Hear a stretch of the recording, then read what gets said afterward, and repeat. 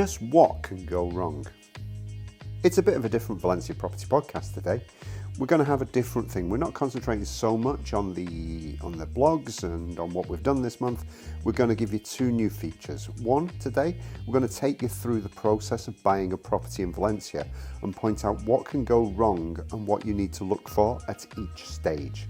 The truth is, this is such a long and involved discussion that we're going to have two parts. And our first pod of 2024 will continue the theme. Today we're going to talk about the first three stages only. The initial search, the first visit, and the viewings. And there's a reason for this. This is what you need to get right and get ready to make a purchase in the comfortable knowledge that you're not going to be making a big mistake. We're also starting the first of our new series of Valencia Stories today, where we look back at the history of something to do with Valencia or a situation in the real estate field you should know about or might want to know about. And today we talk about something that I haven't talked about for over 10 years. If you look back in the blog, you can find things about it. But we're going to talk about Klaus, the dead German builder, and the strange case of property around Montreuil. You heard that right. We're going to talk about a dead German builder. As usual, we need to tell you what we've been writing about this month on the blog, and you can find all the links in the show notes, of course. We started with the theme we had on our last podcast about there being no such thing as a stupid question. We then looked into demand for property in Valencia and how it's been affected or otherwise by the interest rate rises of the last year, and there's some surprises in there. After that, we did a full report on all of our current services, and this was done for the people working in the company because we keep forgetting about all the things we do offer to people. From our normal agency services to our Sherlock service to our stepping stone rentals and more, there's something for everyone there. And we finished off the month with an article that for once I wasn't too happy with, which was the best place to buy in and around Valencia for your budget. Now, why wasn't I happy with it? Simply because it's a bit boring to write that. Not much imagination needed, but just lists of names and places which, if you don't know the areas, it actually makes no sense. However, it's a question we get asked all the time by everyone. I've got X amount of money, where should I buy?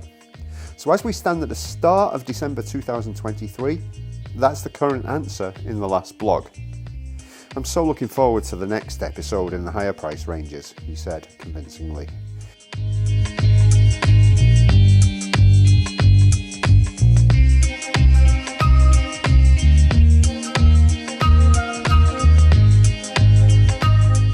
Today, let's start by going through the process of what could possibly go wrong with this process of buying a property in Valencia or even Spain as a whole. What we do at Valencia Property is to make sure that the process to do everything that follows is as seamless as possible, but it's not always like that. So we're going to look at the stages of the search from when you get the idea of buying a property in Valencia, maybe because you've visited and fallen in love with the place, maybe because you're on another dreary commute into a job you hate, or maybe just because now is the time after having planned this for a long time. So we're going to do it in stages. And the first stage, we've got Dave here with me today and talk about each stage and what problems can come up. And we're sort of winging this. We haven't written the whole thing down. So we might come up with ideas and swear words in the middle, but we'll see. So, Dave, the initial search, right? When people start looking, most people start searching online rather than walking into an agency or something, right? Mm-hmm. Over 90% of people start searching online. And of course, with our clients, it's about 100% because, they're all in different countries. They're not just going to walk into a house. The ones who succeed in finding a place usually do their homework. Yeah. So what are the problems associated with starting to look online? So the first one that I thought of was web pages with properties that don't exist. What do you think? Well, there's so many portals that you're just doubling up and watering down water. So there's so many repeat listings that you think, there's so many properties for sale, and obviously there isn't. And week on week and month on month, the quantity goes down. And what I was going to say as well, people who are coming in 6 months' time start sending me their favourites. Yeah, so they go on Idealista, for example, and they get their favourites. Yeah, and favourite everything going.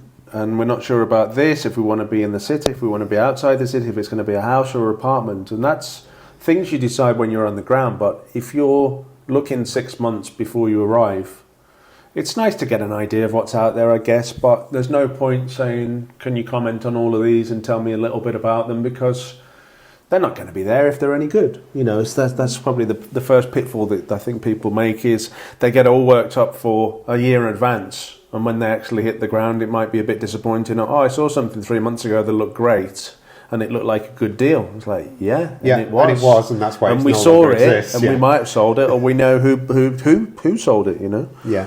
It's like if you haven't sold your house in your own country, or you're not ready to buy because you haven't got a mortgage arranged or something like that, it's really not worth setting your heart on any of these properties because they're likely to be gone. Right? So we had an email from somebody this morning said, I really, really, really like this. I'll be there in 5 weeks. And I think they've got a much better chance of that one than the last one they sent a month ago. And they said, I really, really like this. I'll be there in 9 weeks. And it's sold in 2 days. Yeah, I get it though, because we might have one in the pipeline for a client that I met in July is coming back after Christmas, and I sent we've got a sniff of a property that could really work for you guys when you come over, and they kind of like, oh great. So it's good to remind us that you will be joining us soon, and you know, we're so busy at the moment with so many different things going on, and also leading up to Christmas as well, we do lose track. So yeah, keep nudging us and keep saying, oh this is good, I'm going to be there soon, keep me, remember me, put me in your calendar, etc, etc. The other thing is as well, whatever you've experienced of real estate in wherever you come from, it doesn't necessarily relate to how it works in Spain. It's very different. It's very, very, very different. Spain is different. Spain is different, yeah. That's what they say, but I know things that have happened recently where, well, this never happened when we've bought property before in so-and-so, and you kind of go, well, yeah, but that's on a different continent. So, you know, we're kind of here to try to make it as easy as possible. But even then, there can be little things which drive us all insane, but that's the part of the job, and that's part of it goes with the territory, because every single sale that we've done, there's always seems to be something new, that things crop up constantly, and the new laws changing this year with the VPO, and you know, all this kind of stuff that we're probably going to talk about later on. It's it's a work in progress for all of us. Well, you say some things come up. I mean, my daughter's buying a place at the moment, and something's come up on that, which I'd never heard of before, and neither had the agent who was running it. So what's happened? It's an inheritance, and they need to do what's called a segregation, and they've segregated it, and it's come back from the property registry with a note on it saying it can't be sold for another 14 months, just in case somebody turns up and disputes the segregation. And it's like, oh, how do we get around that? So that's what I've been doing that this morning, seeing how we can get around that and make it possible for her to buy it. We've got a plan A, a plan B, a plan C, and a plan D, which is quite good, I think. So, 4 plans, one of them will come off, probably. It's that thing that used to be the Article 51 when it was the Article 51 was hilarious. Yeah, but that all of a sudden it was null and void in September 2021, I think. Yeah. So things that we'd been putting off, signings that couldn't go through, we all in September of that year, because it was wiped out, that law, we did a lot of sales. Just in case you didn't know what Clause 51 is, because nobody seemed to know what it was. It was just in case you had a great-great-grandfather who'd gone over to South America or Central America and had an illegitimate child who came back to make a claim on the estate when there was an inheritance. That was a fun one. And that would stop a sale going through, because potentially somebody could turn up in the 2 years after and say, that's my house now. Yeah, no, but you could buy it, but if the banks wouldn't give you a mortgage. No, but that's another issue, and that was but that's similar. That was a big headache. We had a couple of things that fell through because of that, but then it was all, and then it was okay. Yeah, well, that's similar to this one, because it's like a time period placed on it in case somebody comes up. So there are portals which you look on for properties with, and then everyone advertising on the portal is generally an estate agent. So when you get in touch, this is one of the problems. They don't get back to you. Why? We seem to get a lot more emails at the weekend, certainly on a Sunday. I understand if people in Northern Europe and also in the States, downtime, and you might not spend as much time outdoors as we tend to do here. And that's when we get hammered on the emails, because people are sitting around looking at the computers. But I think people are just clicking through and inquiring about so many properties that most agents, when they see it's a foreign person, will struggle to communicate in English, and if it's certainly a foreign prefix number, they'll think, well, it's unlikely they'll have a follow through, and they're just window shopping. And they're not going to answer the phone if it's a foreign number. Yeah, of course. I mean, I understand that. You know, everybody's busy, and you can only deal with what's in front of you. So if you think, well, we do that because we can arrange that in 3 months' time somebody's going to be with us, and you keep them in mind, and you do lots of work leading up to before they even arrive. But I think agents on the ground, they're run ragged by tire kickers. Yeah. Tire kickers, window shoppers, whatever you want to call it, and they can only deal with their day to day. And you see them running around with the tongue hanging out because they're absolutely hammered from 10 in the morning till 8, 9, 10 at night. Yeah, usually out doing viewings back to back.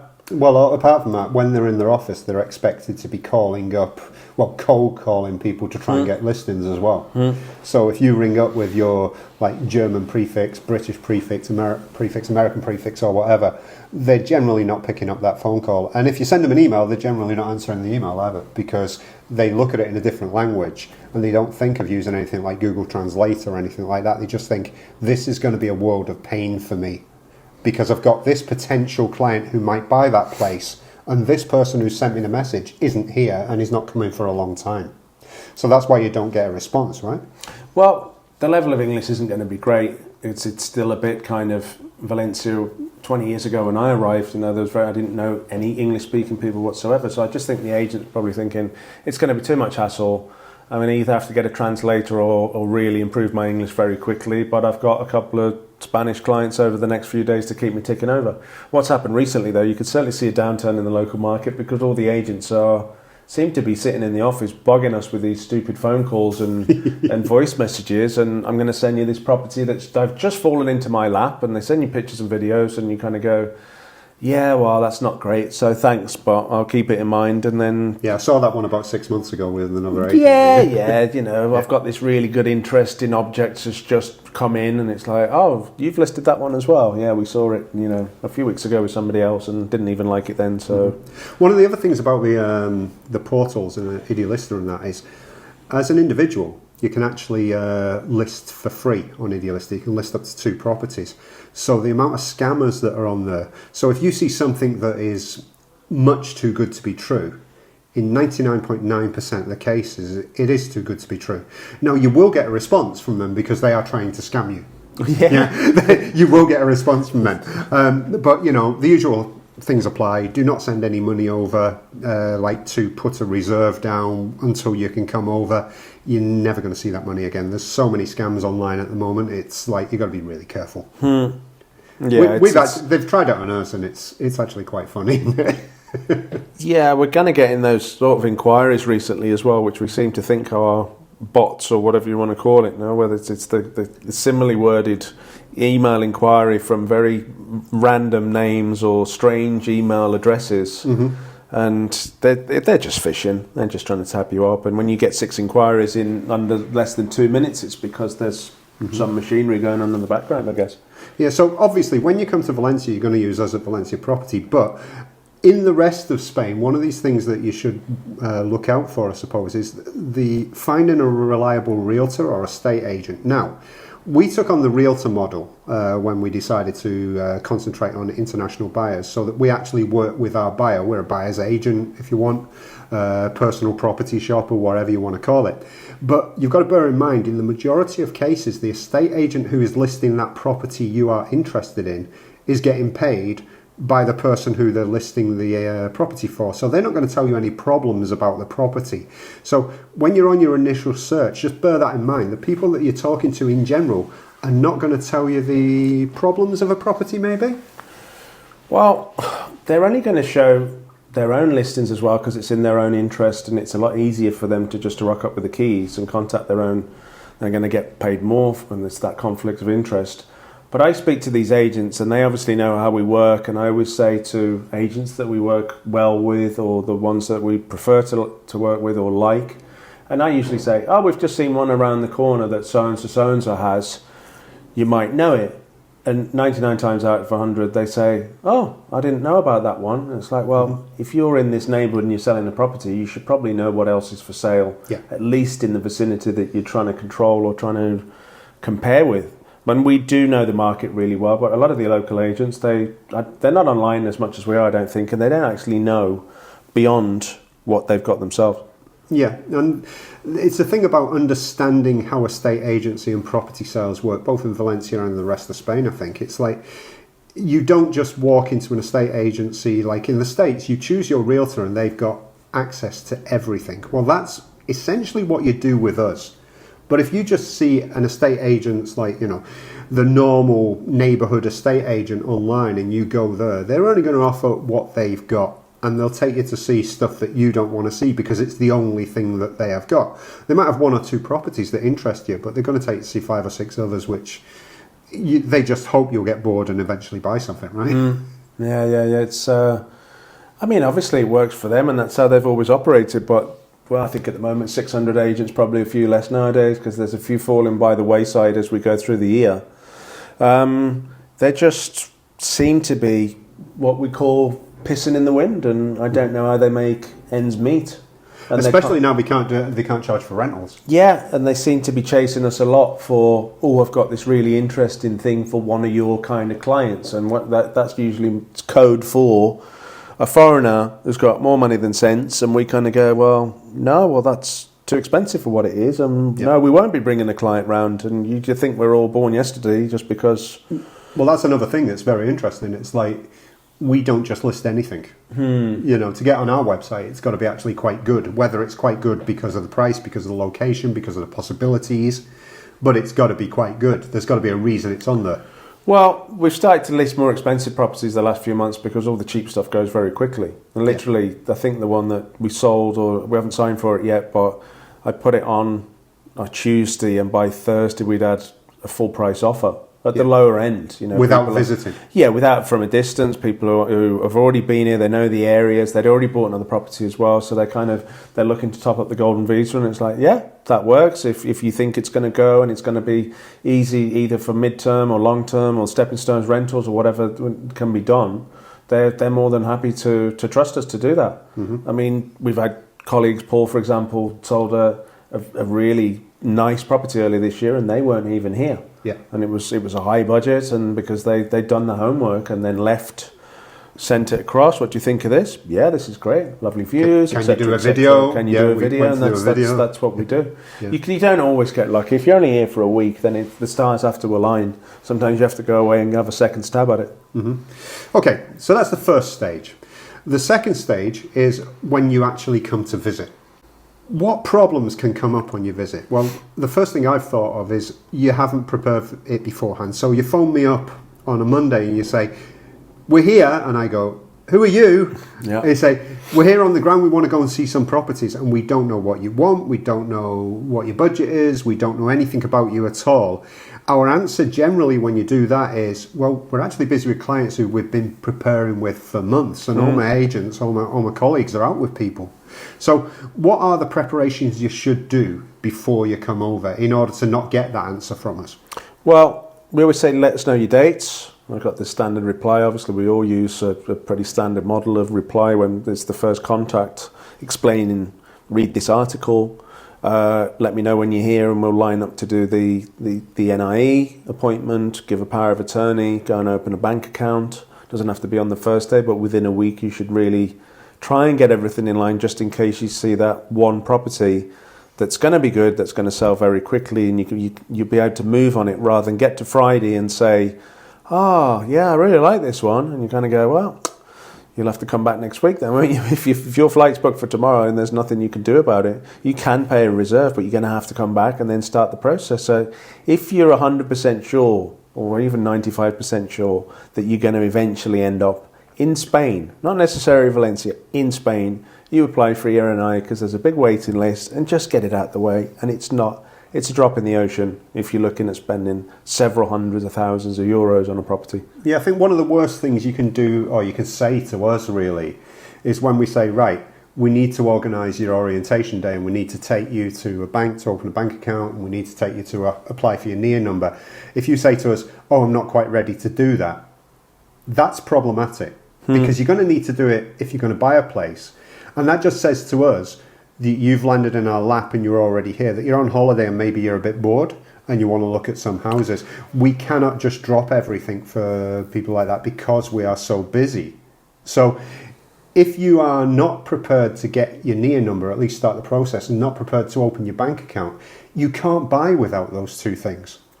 If we deal with 3 or 4 clients each per week, and you're not even going to meet us halfway on something like that, then guess what? I'm probably going to be focusing on the other clients who have given us lots of warning, who have sent us what they want, their requirements, and usually the Zoom call or the phone call a couple of weeks in previously, or even months or years in advance, just because as much as a client filters their agent, we can filter it the same way. It works both ways, doesn't it? It's like, well, these people don't really seem like they're ready, and we should focus on maybe some other people. There's so many inquiries, and it sounds, I don't know, maybe it sounds arrogant, but we can kind of pick who we work with because we think that we're going to have more success.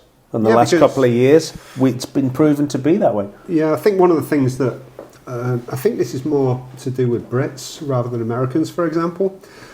They come over and they haven't chosen an estate agent or a realtor to work with beforehand. They're just saying, right, I'm seeing this person on Monday morning, I'm seeing this person on Monday afternoon, I'm seeing another one on Tuesday morning, I'm seeing another one on Tuesday afternoon. And then you take them out and you say, right, I've got another couple which might suit you. And they say, oh, we're busy. They never tell you what they're busy with, but we know what you're busy with. And you don't get to see the stuff that once we've actually talked to you, we know what you're going to want and where it can be and things like that. Now, those who work with us, they send us beforehand the form, as we call it, the form. So we say, these are my must-haves, these are my would-likes, these are my mustn't-haves, etc. And we get that a long time before you come over. And we'll be honest with you, if it's not available, we'll say, yeah, you are actually pissing in the wind. That isn't going to happen. I think everybody's got the right to choose who they work with. It's not a problem. But I know a few weeks ago, we did take a client out, had to drive out around, do a bit of orientation, show a few places. And while we're in the car, the partner was in the back talking on the phone to another agent. Because I could kind of hear what they were on about. Oh, we're out with so-and-so today, maybe you know them, and yeah, we'll see you Saturday, etc., etc., etc. And you kind of go, well, that's fine. You don't have to, it doesn't matter. You can just tell us and say, we're going to meet so-and-so next week, and it's usually somebody we'll know, and we'll go, oh, great, they're sound, or, oh, I don't know that person, maybe I should find out who it is. And maybe we tell that lie, don't we? If we think they're really bad, we don't know them. If they're okay, they're sound. I can't name names, obviously, but we do say, oh, right, okay, yeah, okay, that's good, yeah, fine. And that you kind of, no, but we know agents who operate similarly to, the business model, and you kind of go, yeah, I know that person from a few years ago or whenever, and they're fine, and good luck to you. And if they find you the right property, that's great. But you don't have to hide that from us, and we're all working to find what you want. And if they find what you want and I don't, well, that's my fault, but good luck to you, and you found a property. At least I can look you in the eye in a few months and go, how's things? Is everything okay? Yeah. So the third thing is, on your first visit, you're going to do viewings to properties. So what are the problems that you can find out when you're doing viewings? What things can you do wrong, if you like? And I think the first thing is not being flexible on timings and the time periods between visits, right? Because it's not like this one, this one, this one, this one. Well, it used to be like that when we could get several properties in a certain area. People obviously used to look at Ruth Affer a lot more then, back in the day when prices were still good for investments, for return on investments. And I think it was last week, and we had 3 viewings in 3 parts of town. So obviously you put at least an hour between the viewings, and it's not a problem to sit down and have a coffee, because there's always lots of information to give out and have a chat, and you sound out people's interests, what they like, if they like a sports centre around the corner. It's all good information. But we used to, and the thing is, on the first day as well, you do need to take a bit more time on the viewings because there's a lot more to explain. Now, after 2 or 3 days in, you don't have to say, well, this isn't a supporting wall, it's all pillars and beams here, as we usually do. So the first day is kind of, you have to take it a bit steady. One of the problems is when you've arranged for 10 o'clock and the people swan along at 20 past 10, which in theory, in 10 minutes' time, you have to chip off and you have to get to the next one. So I always say, nowadays, I say, well, come at 2:15 and we'll meet and have a cup of coffee. And if you want to, pick my brains for 15 minutes or half an hour, it's probably worth your while, rather than rock up late in a taxi, you're looking around, don't know where the hell you are, and then it's like, hi, I'm Dave, we're going to go and see this and this, but we've got to go in 5 minutes because obviously I don't know. I'm never demanding people turn up at 8 o'clock in the morning. You know, it's like 10, 11, 12, that kind of thing. Yeah, Spain doesn't start at 8 o'clock in the morning. Yeah, one of the problems we have as well, you arrange an agenda of 4 or 5 properties, and the night before the agent phones you up on the first one or the second one and say, I've just taken a reserve, so we're not going to be seeing it. So that's when you find you have these very random gaps during the day where we just have to sit round, and it's nice. You can sit out. We have a cup of coffee, which is cost. You get to like coffee. Yeah. This is I've had about 6 today. This is why I'm. That's why you're speaking fast. Yeah, rattling away. Yeah. One of the other things is the expectation to see too many properties, and there's a couple of expectations in there. I think the expectation, like I'm going to see 25 properties before I decide. If you're very clear about what you want, there are not 25 properties which will match those requirements. In fact, you'll be lucky if there are 5. There might only be 1. And if you see one great property that ticks all your boxes, go for it. Yeah. Because there are not 20 more just like it. Yeah. I wish there were. Well, the problem is when you get it right on the first day, and then people think, oh, this is getting exciting, but we've still got the rest of the week arranged with maybe one agent or other agents, and you might end up coming back, and what people usually do is, I prefer the ones we saw on the first day, because we tend to pick the better ones. It doesn't always fall like that, but it's more time efficient, and sometimes we can be too efficient because people do need to kiss some frogs and see some crap along the way to actually reinforce. Well, we always say, if my eyes light up and you start enthusing about a property ourselves, because we see so many, you should probably go, yeah, they really like this one. There's obviously something about it. Because and the other thing is, we're not really good actors, so we can't really put that on. Well, we don't get carried away with the also runs, but when you do see a good one, it's kind of like, yeah, I mean, you can keep looking, but I don't think we're going to do much better than this. I saw one a few days ago, actually, in Naumolli's, and Gavin went to see it as well, and he's actually going back this afternoon to do a second viewing, because as soon as we saw it, he came just after me to go and do the viewing, like literally to go and do a video for somebody who's not here this week. And I spoke to him later on, and he went, yeah, that's really good for the price, for the area, it's excellent. Yeah, I think one of the things that always surprises me is that we show people 3 things which they really, really love, and it's like, oh yeah, it'd be between one of those 3 things. Which are we going to see tomorrow? And it's like, no, there's those 3. Yeah. That is it. Yeah. I think one of the expectations of seeing too many properties, it comes from living in places where properties are sort of like all the same. Whereas here, they're not all the same. They've all got the different facades. For example, in apartments, you've got different facades, you've got different building characteristics and things like that. You don't get cookie cutter, like let's call it in the UK, Barratt homes, which all look the same, and there might be 5 on the same estate for sale, and they're all the same. They're all the same size plot. There's one of them might be slightly decorated a bit better, but they're all the same, so it doesn't really matter. You don't get that here. You get one that might be decorated like in the 1960s, but it's got potential. One that might have been done up by somebody about 6 years ago and has got a really shiny kitchen. And one that's just been done up by a developer, but they've done it really cheaply, and you'd probably have to redo the redevelopment and things like that. So what we're looking at is things that are always very different. 2 flats opposite in a hall will be very different because, as we said before, they'll knock walls down and open out spaces, which will make an interior space very, very different. And I think one of the other things we get is we'll show people stuff, and then they'll say, yeah, but in my favourites, I've got these. And they'll show us some, and we'll go, yeah, but you can't buy that. Because, for example, it's VPO, which is like council housing and things like that. And you're not allowed to buy it as a foreigner or even as a resident if you don't have certain criteria to yourself. For example, you've got to earn under a certain amount and things. And you've got to be on the register of somebody who wants a council house. So you can't buy that. But it's still listed in Idealista when you see it and on the portals. It never says, you can't buy this. Very rarely. I think a lot of the agents, they're so desperate to get the listings on, they don't actually do the simple background checks because, I mean, I don't think anybody does actually. You don't get another simply for absolutely every single property that you list because it'd be impossible. I actually think they do these days because they get so few. Maybe certain they used agents do, but Yeah. we've tried to get. We've had clients. They've seen something great, and it turned out to be a VPO, and it's kind of disappointing because you go, oh, we'll go back to the drawing board now. We'll try and find something as good as that in the same area for a similar price, and you just go, well, there was one, and the one in mind that we couldn't sell earlier this year, a couple of months ago, is still listed for the same price, and it's still good. But there's so many people going to see it thinking, that's great, and actually, no, you can't. It's been listed by other agents now, and I don't think they know either. And if the owner isn't telling them, then they should be shot because, Yeah, they're wasting a lot of people's time. Yeah, you have to be on a register. You have to have a certain amount of income. There's a big long list of requirements which I've got written down. Somebody sent me a link, and well, you wrote the article as well.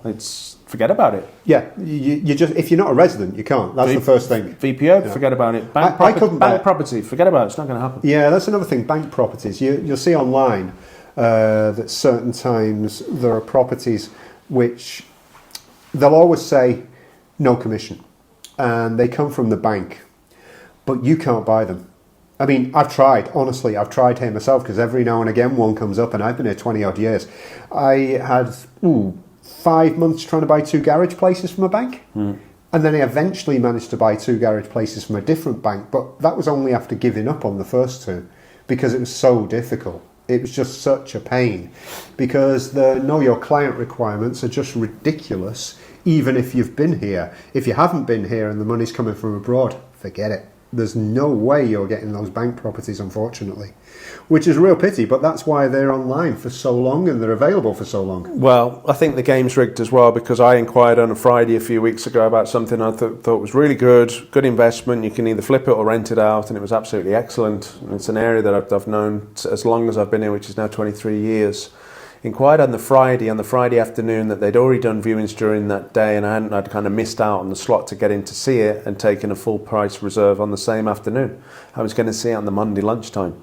That's actually quite funny because that same day, if you remember, I saw one and said this is interesting, and rather than me getting in touch with it, knowing about the fact that I'd had the experience with the garages, I decided to get my lawyer to do it, and my lawyer used to work in a bank and he's on the register and he didn't get an answer. It's like he didn't get an answer. Yeah. I got back in touch with him on the Monday and I said, have we had an answer about this? And he went, nope. I've inquired about a few this year, and I think I've struck out on every single one. And I've been here 23 years, and yeah, if it's impossible for us, then imagine if you've only been here for a week. Mm-hmm. Yeah, so I think one of the main things about viewings though is just the expectation that you're going to see 4 billion properties. It's not going to happen. There aren't that many available. If it's good, we'll show you it. We will show you it. Yeah. We're not holding it back. Yeah, there's no lock boxes. We have to arrange with the agents and the owners and sometimes the tenants as well who definitely don't want you to be there and have to maybe find something else for the similar price that they've locked into 3 or 4 years ago.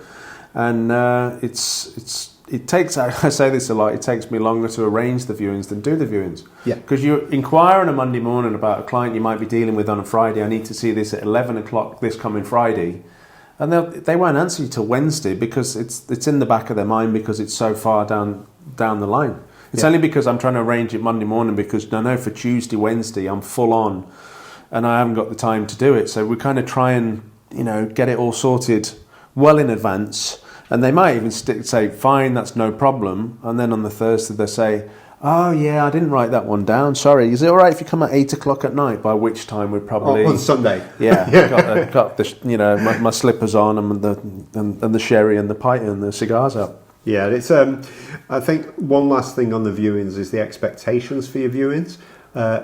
Don't expect it to look like in the photos, and that can be good or that can be bad. It could actually be a lot better than it looks in the photos because the photos are absolute rubbish. Or it could be a totally false impression that you've been given. And honestly, these days with, let's just say AI and various different things, people manage to make flats that are totally empty look as if they really are furnished really well. Yeah, we can see people's places, come tell me what you think, give us an idea of, a valuation, an informal thing. And then you kind of go, oh, well, that sounds very nice. Okay, let's go for that. And we say, well, while we're here, why don't we take some pictures? You know, it's like, oh, no, oh, wait a minute, I've got to tidy up. And then 3 weeks later, you're still waiting to go back and things, you know. So people seem to think that I don't know if they think we've got loads of time to do this sort of stuff. But if we're going to go, then maybe, you know, we're going to be there ready on the spot to do these sorts of things. I was asked the other day to go and take pictures of a place, and I got there and they said, oh, I didn't think you were going to take the pictures today. I haven't cleaned up. Yeah. 45 minutes it took me to get there. Yeah. It was like, okay, I'll come back another day. Yeah. Oh, you wanted me to make the beds. Oh, right. Okay, fair enough. Okay. Yeah, I mean, seriously, it would have been one of those where the description would have been perfect because it would have been talking about the photos. They would have been awful. It really would. Yeah, sometimes the owners don't really stage places very well. They've got too much clutter and... I'll just translate. Sometimes, always. Well, no, some places look great, but, you know, I think the way... Certainly if it's a Spanish owner, they're not worried about ventilating, opening up, or getting any light on the issue. It's you're not going to have any coffee in the kitchen and bread smells and things like that over there. Definitely not. Or maybe the kids have just gone, haven't had a chance to tidy up yet, and it's like, well, okay, well, we've come to do the pictures and we've arranged to do this, so... And then you have to work it into the description, like you say, which we usually do. But, you know, it gives us something to work with on the descriptions at least. Yeah, it's all about content, and it's good to get... Even most people can see past a dirty pig or a filthy owner and see good bones and know what they're doing. Okay, so we'll continue looking at these issues about each stage of the buying process in the next podcast, but now, as promised, we're going to talk about Klaus, the dead German builder.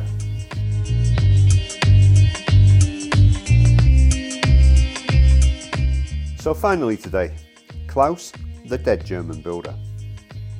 Now, there are many reasons we don't go to some areas to offer properties. They vary from personal preference to distance to value for money to any number of other reasons. But there's a specific reason why we don't do much in the Montreuil and Montserrat areas. And that, or rather he, is known as Klaus, the dead German builder.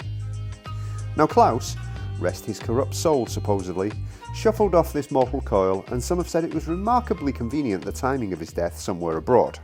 He shuffled off this mortal coil some time ago. However, Klaus is not the only bad guy in this story. The corruption was endemic via Zodiac Villas, a Surrey and Spain-based estate agency with a company home in what is known as Spain in the fiscal paradise of the Isle of Man. They promoted the houses. The lawyer of the builder and the agency were also involved. The local mayor was involved. The local architect was involved. And anyone who had their finger in the pie. Eventually, 16 people were sentenced for this scam, and it would have been 19 if the remains of Klaus could be found, and 2 other people hadn't totally skipped the country. But yes, 16 people were sentenced in 2018, and that's a long time after all of this happened. So what happened? Zodiac Villas promoted new build villas in and around Montreuil. It was on land that in many cases they didn't own, that was not urbanised, and was actually in many cases rustic land. The big problem that buyers had is that Klaus, the dead German, was actually a very good builder, and he had a good architect working for him. So when he started, he did a few legal houses, and these were the ones that were always shown to potential buyers as examples. They were excellent. When you come to Valencia, we recommend lawyers to you. But there's a hugely important thing to remember.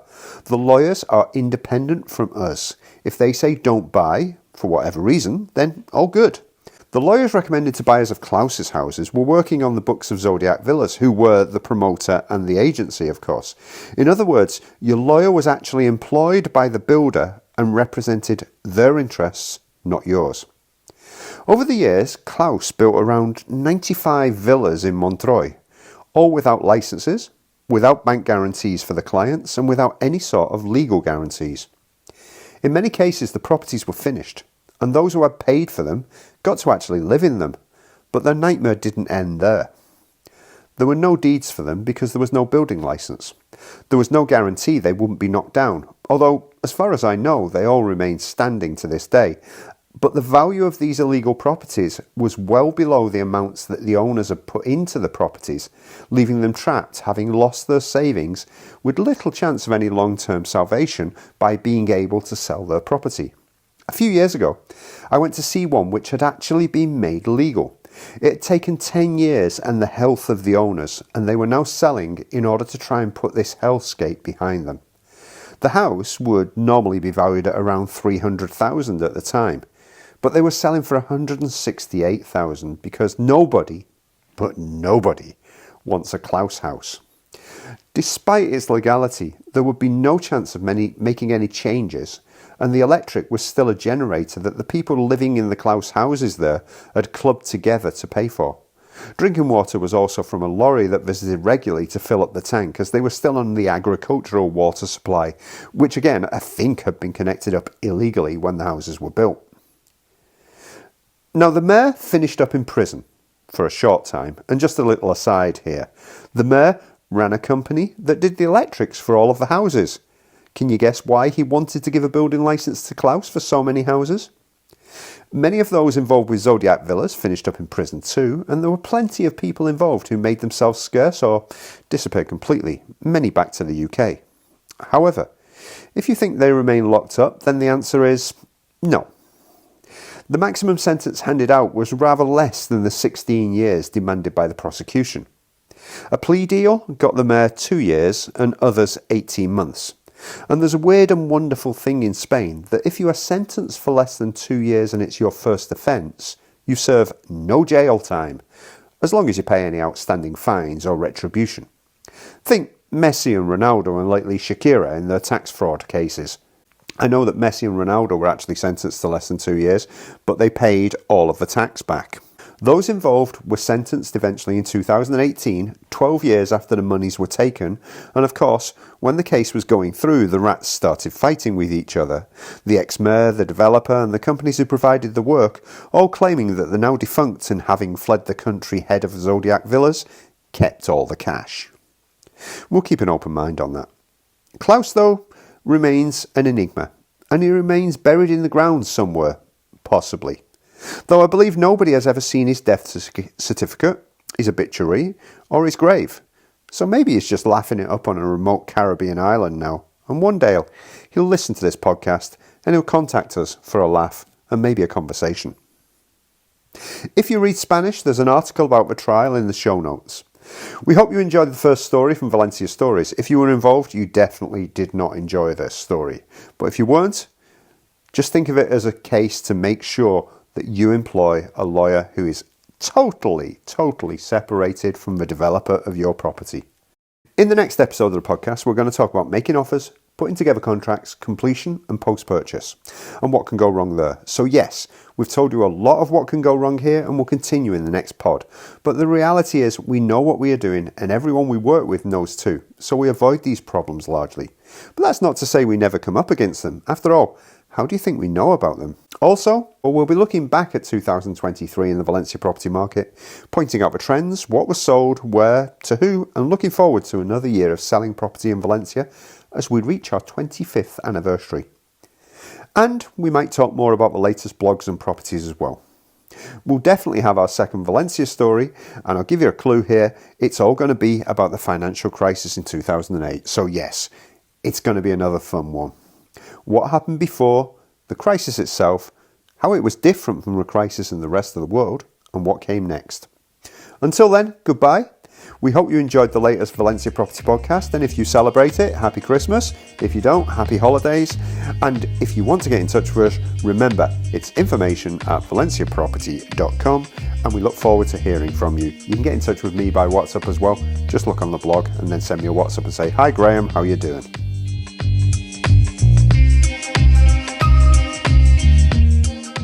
That was a bit different, wasn't it?